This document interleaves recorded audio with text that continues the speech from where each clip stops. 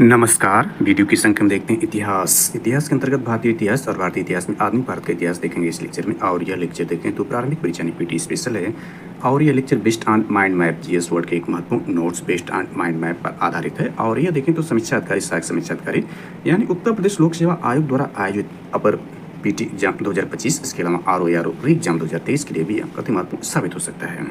राज्य लोक सेवा आयोग के अंतर्गत देखें यानी एसपीएससी के अंतर्गत देखें तो 71वें BPSC PT exam, MPSC, GPSC, RPSC, UKPSC, साथ ही संघ लोक सेवा आयोग की परीक्षाओं के लिए, एसएससी परीक्षाओं के लिए, यूपीटीपीएससी की परीक्षाओं जिसमें पेट 2025 के लिए अति महत्वपूर्ण साबित हो सकता है। साथ ही शिक्षक भर्ती जिसके अंतर्गत टीजीटी पीएचडी के लिए भी विषय वाइज जो है भारतीय इतिहास जिसके अंतर्गत हम आधुनिक भारत का इतिहास देख रहे हैं उपयोगी साबित हो सकता है।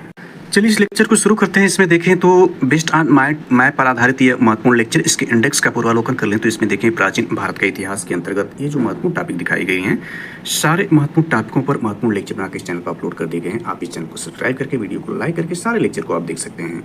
एंशिएंट भारत पर आधारित यह महत्वपूर्ण लेक्चर बनाकर इस चैनल पर अपलोड कर दिए गए हैं। मध्यकालीन भारत पर भी जो महत्वपूर्ण टॉपिक दिखाए गए हैं सारे टॉपिक पर महत्वपूर्ण लेक्चर बनाकर इस चैनल पर अपलोड कर दिए गए हैं। प्लेलिस्ट में उपलब्ध है, आप सारे लेक्चर को इस चैनल पर जाकर के देख सकते हैं।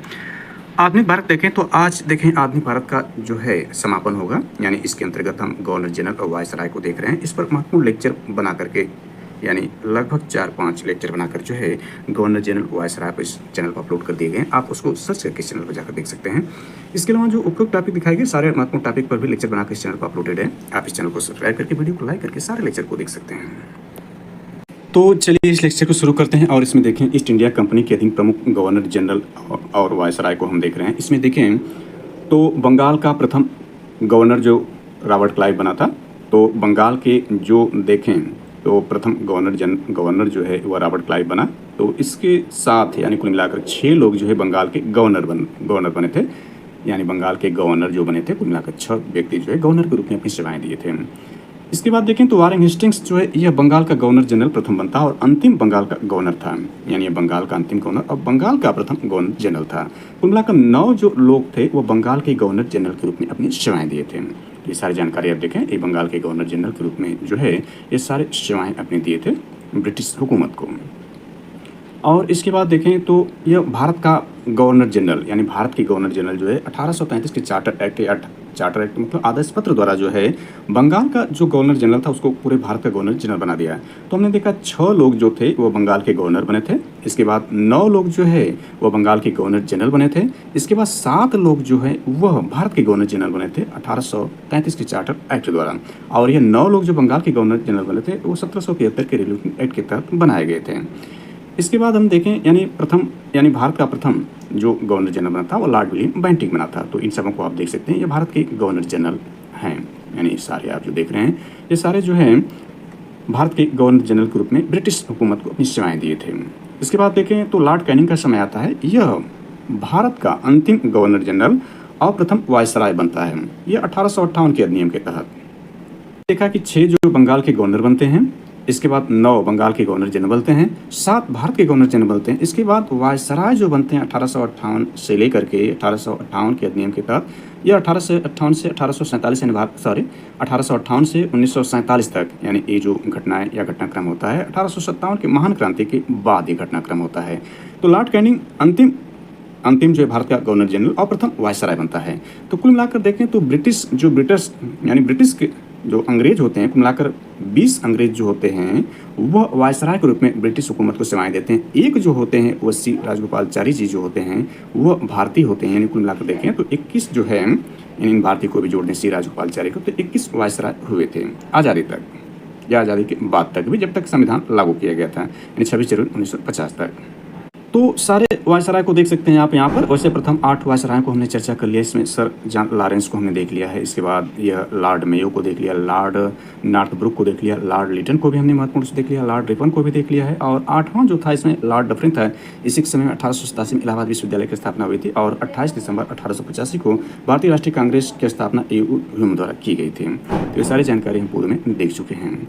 इसके बाद शिक्षा संबंधी आर्थिक गतिविधियों इन लॉर्ड कर्जन जो है इसको आप देख सकते हैं, यानी इस पर हम चर्चा जो है अभी नहीं करेंगे, इसको आप देख सकते हैं सारे को। इसके बाद लॉर्ड वेंट्रोविथी को आप देख सकते हैं, लॉर्ड हार्डिंग को आप देख सकते हैं, इसके बाद लॉर्ड चैम्सफोर्ड को देख सकते हैं। और इसके बाद देखें तो लॉर्ड इरविन का समय यह रहता है, यानी ये सारी जानकारी इसमें है। लॉर्ड वेलिंगटन को देखा जा सकता है, और लॉर्ड लिथिंगो को देखा जा सकता है, लॉर्ड वेवल को देख सकते हैं, लॉर्ड माउंटबेटन को देख सकते हैं। इसमें यहाँ से हम इसको आखिरी से लेकर के यानी 8वें तक, प्रथम 8 तक हम चर्चा कर लिए थे और कुल मिलाकर देखें तो कुल 20 थे और भारतीय को शामिल कर लें श्री राजगोपालाचारी तो 21 थे। यानी इसमें हमने प्रथम 8 का चर्चा कर लिया है, कुल 21 का चर्चा करना है।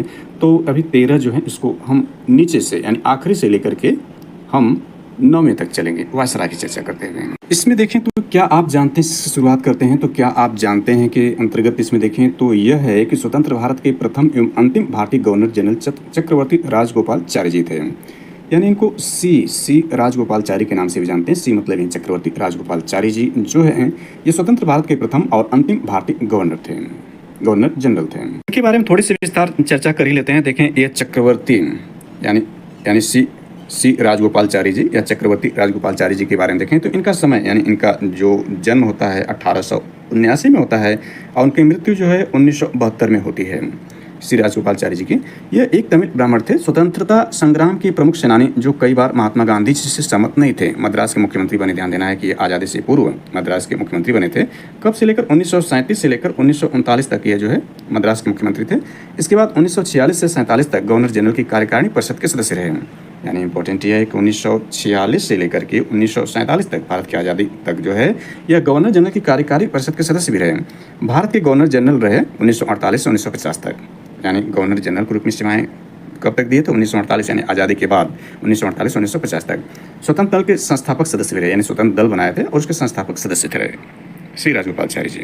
तो इनके समय की महत्वपूर्ण घटनाओं को देखें तो यह भारत के अंतिम गवर्नर जनरल श्री राजगोपालाचारी जी थे।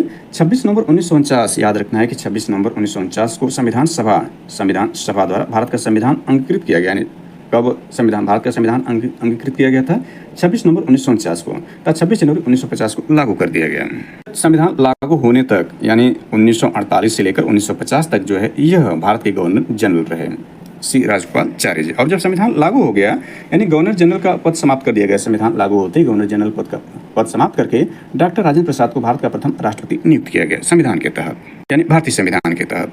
इसमें कुछ महत्वपूर्ण जानकारी को ऐड कर लेते हैं तो देखें द वे आउट पम्पलेट सी राजगोपालाचारी यानी यही चक्रवर्ती राजगोपालाचारी जी द्वारा संवैधानिक गतिरोध दूर करने हेतु जारी किया गया। इससे सी आर का मतलब सी आर दास नहीं, सी आर दास दूसरे हैं।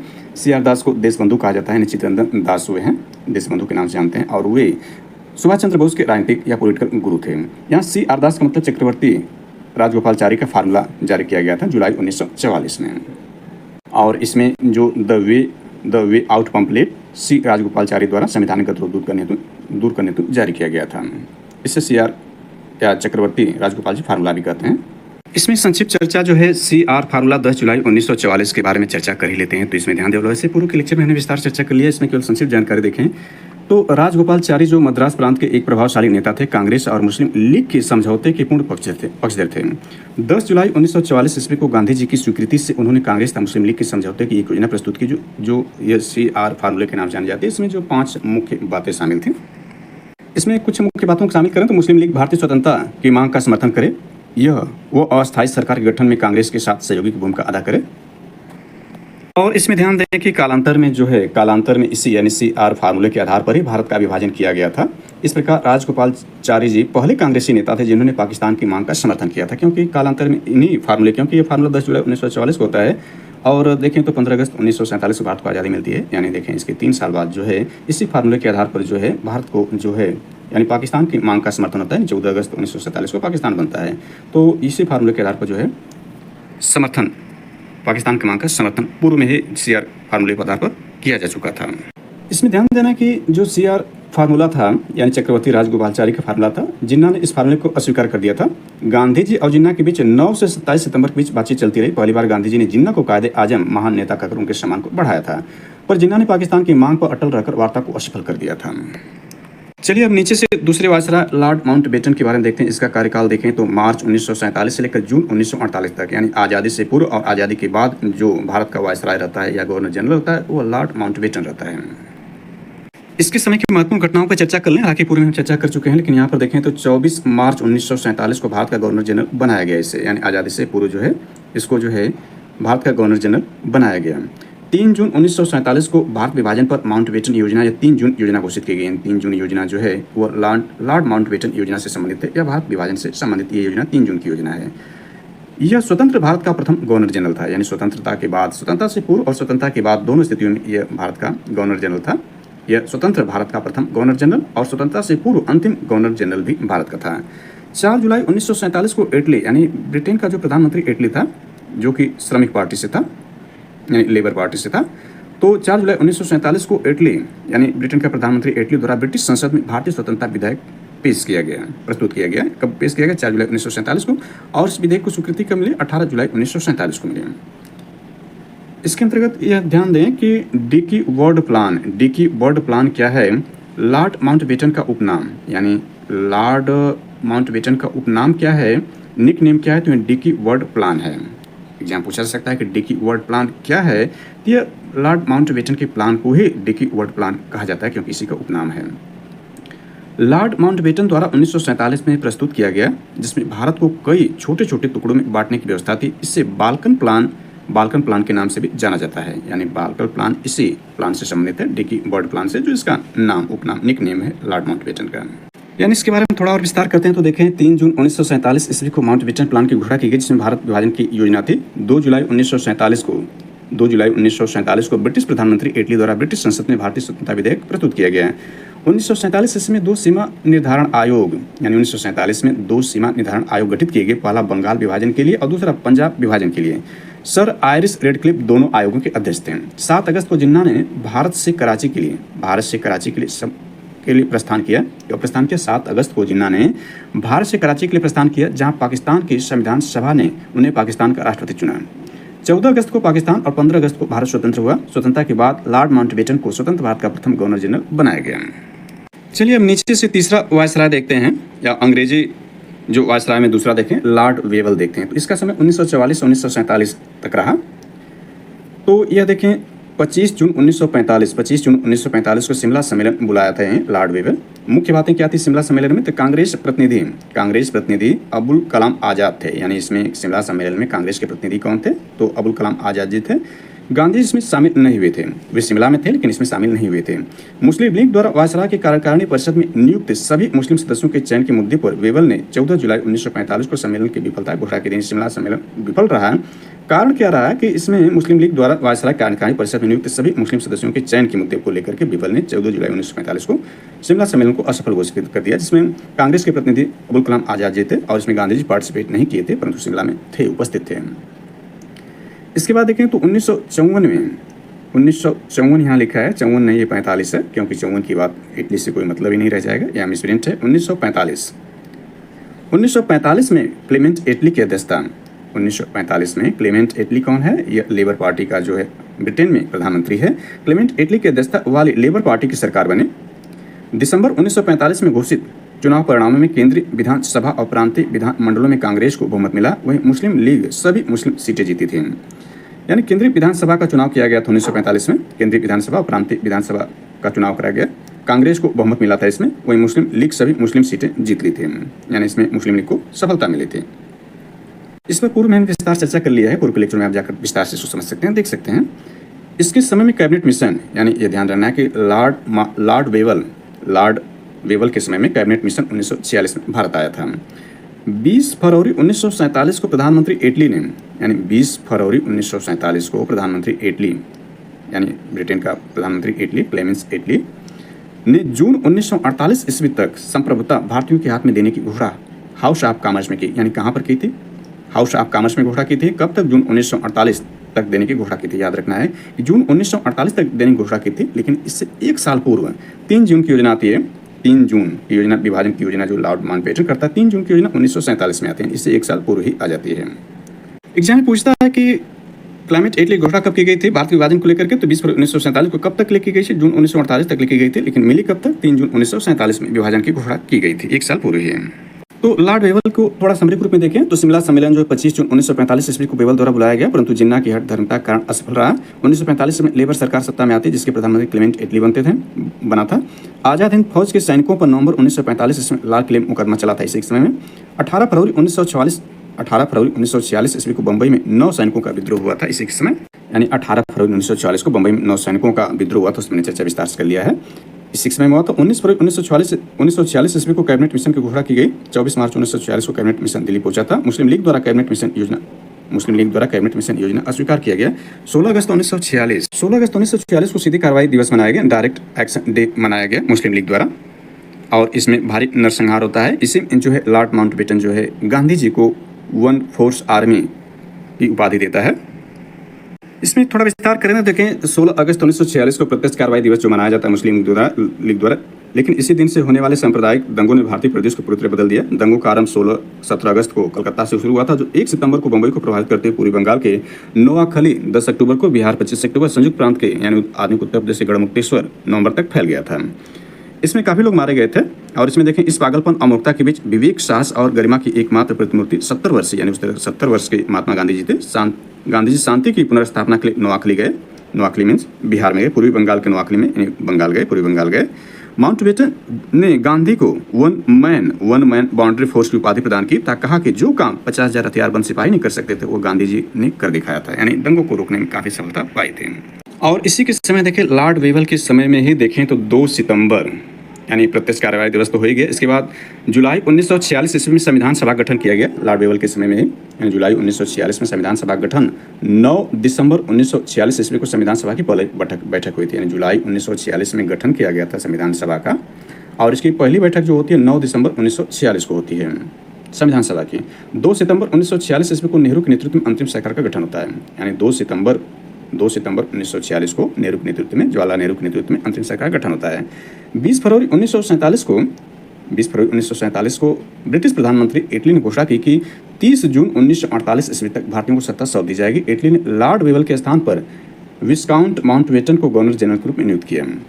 यानी जब 20 फरवरी 1947 को ब्रिटिश प्रधानमंत्री इटली ने घोषणा किया कि 30 जून 1948 को भारतीयों को सत्ता सौंप दी जाएगी, तो इटली ने लॉर्ड वेवल के स्थान पर, यानी इसके स्थान पर जो है आखिरी जो ये रहता है लॉर्ड माउंटबेटन, स्वतंत्र भारत का प्रथम गवर्नर जनरल, इन स्वतंत्रता से पूर्व स्वतंत्रता के बाद यही रहता है, इसकी जो नियुक्ति करता है इटली लॉर्ड वेवल के स्थान पर। चलिए अगला वायसराय देखें, यानी ब्रिटिश वायसराय में नीचे से तीसरा देखें तो लॉर्ड लिनलिथगो आता है, और ये द्वितीय विश्व युद्ध के समय रहता है। द्वितीय विश्व युद्ध के समय, द्वितीय विश्व युद्ध 1939 में शुरू होता है, और जापान की आत्मसमर्पण के बाद जापान आत्मसमर्पण 15 अगस्त 1947 यानी जिस दिन भारत को आज़ादी दिए थे सब, इसी दिन की याद में अंग्रेज भारत को आज़ादी देते हैं 15 अगस्त को। तो 15 अगस्त 1947 को जो द्वितीय विश्व समाप्त हो जाता है जापान के आत्मसमर्पण करने के बाद, यानी 6 अगस्त और 9 अगस्त 1945 को जापान के रूस में नागासाकी पर अमेरिका द्वारा बम गिराए जाते हैं। इसके बाद 15 अगस्त को जापान आत्मसमर्पण कर देता है। इसको देखते हैं लॉर्ड लिनलिथगो, इसका समय 1936 से 1943 तक रहता है, यानी द्वितीय विश्व युद्ध की शुरुआत से पूर्व यह था, और द्वितीय विश्व युद्ध की समाप्ति से पहले इसका कार्यकाल समाप्त हो जाता है।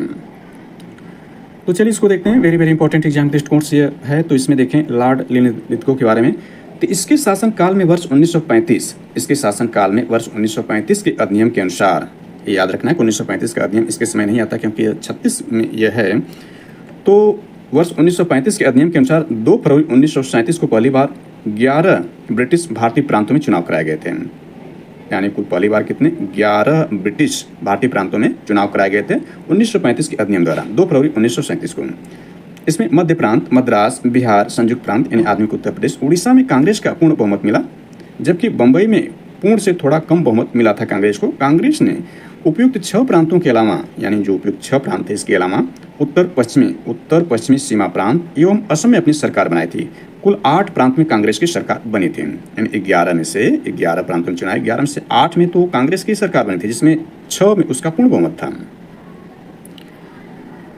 इसके बाद देखें तो बिना कांग्रेस की अनुमति के जब द्वितीय विश्व युद्ध में भारत को ब्रिटिश सरकार ने शामिल कर लिया, तब अपने 28 माह मतलब 2 वर्ष 4 माह यानी 28 माह के कुल कार्यकाल के बाद कांग्रेसी सरकार ने इस्तीफा दे दिया।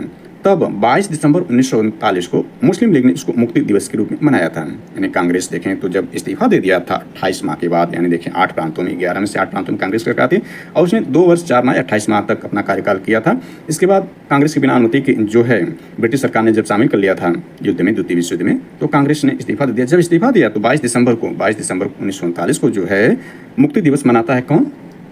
मुस्लिम लीग मुक्ति दिवस क्यों मनाता है? यह कांग्रेस मंत्रिमंडल के इस्तीफा देने के बाद मनाता है, यह याद रखना है। जबकि प्रत्यक्ष कार्रवाई दिवस को हमने देखा था मुस्लिम लीग क्यों प्रत्यक्ष कार्रवाई दिवस जो 16 अगस्त 1946 को मनाता है, वो कैबिनेट मिशन योजना को अस्वीकार, मुस्लिम लीग द्वारा कैबिनेट मिशन योजना को अस्वीकार कर दिया गया, तब 16 अगस्त 1946 को प्रत्यक्ष कार्रवाई दिवस मनाया जाता है मुस्लिम लीग द्वारा। इसमें भारी नरसंहार होता है। चलिए आगे देखते हैं। तो इसमें ध्यान दें, यह महत्वपूर्ण हो जाता है कि 17 अक्टूबर 1940 को गांधी जी यानी महात्मा गांधी ने पवनार आश्रम से व्यक्तिगत सत्याग्रह प्रारंभ किया था। इसको हमने पूर्व में विस्तार से चर्चा कर लिया है। व्यक्तिगत सत्याग्रह यह कहाँ शुरू करते हैं? पवनार आश्रम से शुरू करते हैं, जिसके प्रथम, द्वितीय, तृतीय सत्याग्रह को हमने समझ लिया है पूर्व लेक्चर में, आप उसको सर्च कर देख सकते हैं। यानी प्रथम सत्याग्रही जो बनते हैं विनोबा भावे, द्वितीय जो बनते हैं जवाहरलाल नेहरू जी बनते हैं। सारी चर्चा पूर्व में हम कर चुके हैं। 1937 में बंगाल का फैजपुर सम्मेलन हुआ। गांव में संपन्न प्रथम सम्मेलन था कांग्रेस का। इसकी अध्यक्षता जवाहरलाल नेहरू जी ने किया था। यह वेरी वेरी इंपॉर्टेंट है। इसके बाद यहाँ पर देखें तो मई 1940 में ब्रिटिश प्रधानमंत्री चर्चिल बना, यानी मई 1940 में ब्रिटिश प्रधानमंत्री जो है चर्चिल बना था। वर्ष 1939 में कांग्रेस के अध्यक्ष और सदस्यता से इस्तीफा देकर सुभाष चंद्र बोस ने 3 मई 1939 को फॉरवर्ड ब्लॉक की स्थापना किया था। यह त्रिपुरी संकट के बाद है। हरिपुरा में उन्होंने कांग्रेस की अध्यक्षता किया था और उसको गांधी जी स्वयं बनाए थे, सुभाष चंद्र बोस जी को, हरिपुरा में। जबकि त्रिपुरी संकट में जो है उसी दौरान देखें द्वितीय विश्व की शुरुआत होता है, तो गांधी जी जो है वह सीतारमैया को जो है कांग्रेस का अध्यक्ष बनाना चाहते हैं, परंतु सुभाष चंद्र बोस जी का यह मानना था कि विश्व युद्ध के दौरान कोई गर्म दल का नेता ही कांग्रेस का अध्यक्ष है, जिसे अपनी मांग प्रबलता से अंग्रेजों के सामने रख सके, अपना बात मनवा सके। तो इसी विवाद पर त्रिपुरी संकट होता है और सुभाष चंद्र बोस जी जो है सीतारमैया ने गांधी जी द्वारा समर्थित सीतारमैया जी को हरा देते हैं। तो कार्यकारिणी के गठन को लेकर जो विवाद होता है गांधी से, तब यह अध्यक्ष पर इस्तीफा दे देते हैं और अबुल कलाम आज़ाद जी को जो है, बल्कि राजेंद्र प्रसाद को जो है अध्यक्ष मनोनीत किया जाता है। अबुल कलाम आज़ाद जी नाम वापस लेते हैं पूर्व में ही। तो यह त्रिपुरी संकट के अंतर्गत जब यह इस्तीफा दे देते हैं तो 3 मई 1939 को फॉरवर्ड ब्लॉक की स्थापना करते हैं। इस पर विस्तार से चर्चा पूर्व में कर लिया है। 1942 में बंगाल में भयानक अकाल पड़ा था। यह अकाल देखें तो मानव निर्मित था, प्रकृति निर्मित नहीं था, क्योंकि द्वितीय विश्व के बाद जो भयानक घटनाएं शामिल होती हैं, भूखमरी, अकाल इत्यादि, यह भयानक अकाल पड़ता है और काफी लोग मारे जाते हैं। इस पर हमने पूर्व में ही विस्तार चर्चा कर लिया है। 1942 में क्रिप्स मिशन भारत आया। गांधी जी ने इसे पोस्ट डेटेड चेक की संज्ञा दी थी। वेरी वेरी इंपॉर्टेंट है। क्रिप्स मिशन जो 1942 में आता है, इसी के समय में आता है, जिसको गांधी जी ने पोस्ट डेटेड चेक की संज्ञा दी थी। इस पर विस्तार चर्चा पूर्व में कर लिया है। 14 जुलाई 1942 को कांग्रेस ने भारत छोड़ो प्रस्ताव पारित करके 9 अगस्त 1942 को भारत छोड़ो आंदोलन प्रारंभ किया था। यानी 14 जुलाई 1942 को कांग्रेस ने भारत छोड़ो आंदोलन प्रस्ताव पारित किया और जबकि 9 अगस्त 1942 को भारत छोड़ो आंदोलन प्रारंभ किया था कांग्रेस ने। इसे अगस्त क्रांति के नाम से जानते हैं। भारत छोड़ो आंदोलन को अगस्त क्रांति के नाम से जानते हैं। हमने इससे विस्तार पूर्व में चर्चा कर लिया है। आप उस लेक्चर को जाकर के, जो महत्वपूर्ण लेक्चर चैनल पर अपलोडेड है, उसको आप इस चैनल को सब्सक्राइब करके, वीडियो को लाइक करके सारे लेक्चर देख सकते हैं, इसलिए यहाँ विस्तार नहीं कर रहे हैं। इसके बाद देखें तो 21 अक्टूबर 1943 को सुभाष चंद्र बोस ने सिंगापुर में अस्थायी सरकार की स्थापना किया था। वेरी वेरी इंपॉर्टेंट है। वर्ष 1944 में मुस्लिम लीग ने अपने कराची अधिवेशन बांटो और छोड़ो का प्रस्ताव पारित किया था। ध्यान देना है कि बांटो और छोड़ो यानी पाकिस्तान को बांटो यानी भारत को बांटो, और छोड़ो यानी भारत छोड़ो अंग्रेजों के लिए जो यह प्रस्ताव पारित किया था 1944 में मुस्लिम लीग ने कराची अधिवेशन में पारित किया था। इसके समय की कुछ और महत्वपूर्ण घटनाओं को शामिल कर लेते हैं। लॉर्ड लिथिनगो के समय की कुछ और महत्वपूर्ण घटनाओं को इसमें शामिल करें तो 1938 ईस्वी में बी डी सावरकर हिंदू महासभा के अध्यक्ष निर्वाचित किए हुए। यानी 1938 में बी डी सावरकर हिंदू महासभा के अध्यक्ष निर्वाचित हुए। 1938 ईस्वी में शरद चंद्र चटर्जी जन्म 1876 में हुआ था शरद चंद्र चटर्जी जी का, और मोहम्मद इकबाल जन्म 1877 ईस्वी में इनकी मृत्यु हो जाती है। 1938 में शरद चंद्र की मृत्यु होती है और मोहम्मद इकबाल की मृत्यु होती है। इनका जन्म देखें तो 1876 में शरद चंद्र की जन्म हुआ था और 1877 में एक वर्ष बाद जो मोहम्मद इकबाल की भी जन्म हुआ होता है। इसके बाद देखें तो हमने देख लिया है कि 1939 में सुभाष चंद्र बोस ने फॉरवर्ड ब्लॉक की स्थापना किया था, यानी त्रिपुरी संकट के बाद, यानी कांग्रेस की अध्यक्षता से इस्तीफा देने के बाद। इसके बाद 17 अक्टूबर 1940 ईस्वी को महात्मा गांधी जी द्वारा पवनार आश्रम से व्यक्तिगत सत्याग्रह शुरू किया गया। यहाँ हम देख सकते हैं 17 दिसंबर को इसे स्थगित कर दिया गया, यानी अक्टूबर में शुरू होता है और जबकि 17 अक्टूबर को शुरू होता है और 17 दिसंबर को स्थगित कर दिया जाता है। इसका मतलब देखें अक्टूबर, नवंबर, दिसंबर 3 महीने में ही इसको स्थगित कर दिया गया। मई 1940 में विंस्टन चर्चिल ब्रिटेन का प्रधानमंत्री बनता है। इसमें हमने देख लिया था, मई 1940 में बनता है। इसके बाद देखें तो 1942 ईस्वी में क्रिप्स मिशन भारत आता है। क्रिप्स मिशन को भी हमने देख लिया। क्रिप्स मिशन 1942 में भारत आता है। क्रिप्स मिशन भारत आया। गांधी जी ने इसे क्रिप्स प्रस्तावों को किसी दिवालिया हो रही बैंक की उत्तर दिनांकित चेक, यानी इसको पोस्ट डेटेड चेक जो इंग्लिश है इसका हिंदी होगा, किसी दिवालिया हो रही बैंक का उत्तर दिनांकित चेक की संज्ञा दिया था। 14 जुलाई 1942 ईस्वी को भारतीय राष्ट्रीय कांग्रेस की कार्यकारिणी समिति द्वारा भारत छोड़ो प्रस्ताव पारित किया गया, इसको हमने देख लिया था। मुस्लिम लीग ने 1944 ईस्वी के अपने कराची अधिवेशन में बांटो और छोड़ो का नारा दिया था, बांटो और छोड़ो का नारा दिया था। और 1943 में इसी के समय जो है 1943 में ईस्वी में सिंगापुर में आज़ाद हिंद फौज का गठन किया गया था। इसमें एक करेक्शन कर लेते हैं, तो ध्यान दें, इसमें 1935 का जो अधिनियम आता है, 1935 का जो अधिनियम आता है, भारत शासन अधिनियम 1935 का अधिनियम, 1935 ईस्वी के अधिनियम के द्वारा गवर्नर जनरल एवं वायसराय को पुनः गवर्नर जनरल कहा जाने लगा। कहने का आशा ये हुआ कि हमने जो पूर्व में बताया था कि जो कुल मिलाकर 20 जो है ब्रिटिश वायसराय हुए थे, उसमें 3 जो है 1935 के अधिनियम के बाद बनते हैं, तो 3 को यदि हम निकाल दें तो 17 जो वायसराय बने होते हैं। और आखिरी वायसराय देखें तो लॉर्ड वेलिंगटन रहता है, यानी 17वां जो वायसराय होता है वो लॉर्ड वेलिंगटन 1931 से 1936 ईस्वी तक होता है। और 1935 के अधिनियम के द्वारा पुनः जो वायसराय को पुनः गवर्नर जनरल बना दिया गया था। तो इस अधिनियम के तहत पहला गवर्नर जनरल जो था लॉर्ड लिथगो था, जो कि द्वितीय विश्व युद्ध के समय था।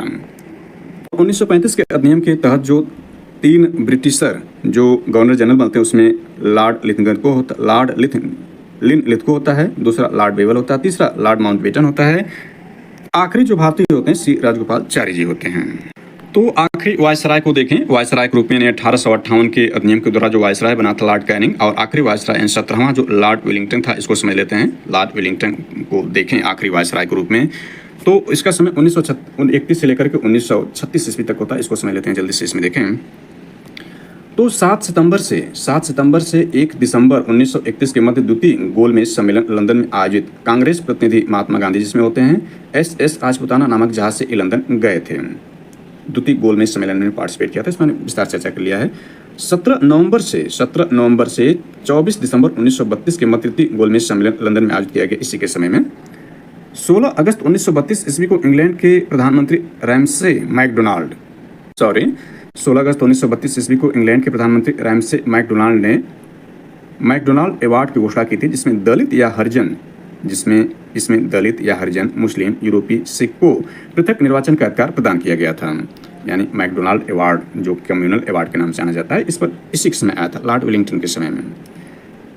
इसमें हमने विस्तार चर्चा कर लिया। तो देखिए गांधी जी ने इस सांप्रदायिक निर्णय यानी कम्युनल अवार्ड के विरोध में पूना में यरोदा जेल में आमरण अनशन प्रारंभ कर दिया। परिणामतः 26 सितंबर 1932 को मदन मोहन मालवीय जी, सी राजगोपालाचारी जी जो आखिरी देखें गवर्नर जनरल रहे भारत के, सी राजगोपालाचारी जी के प्रयासों से गांधी जी एवं अम्बेडकर के बीच पुनः समझौता करके कम्युनल अवार्ड में संशोधन किया गया था।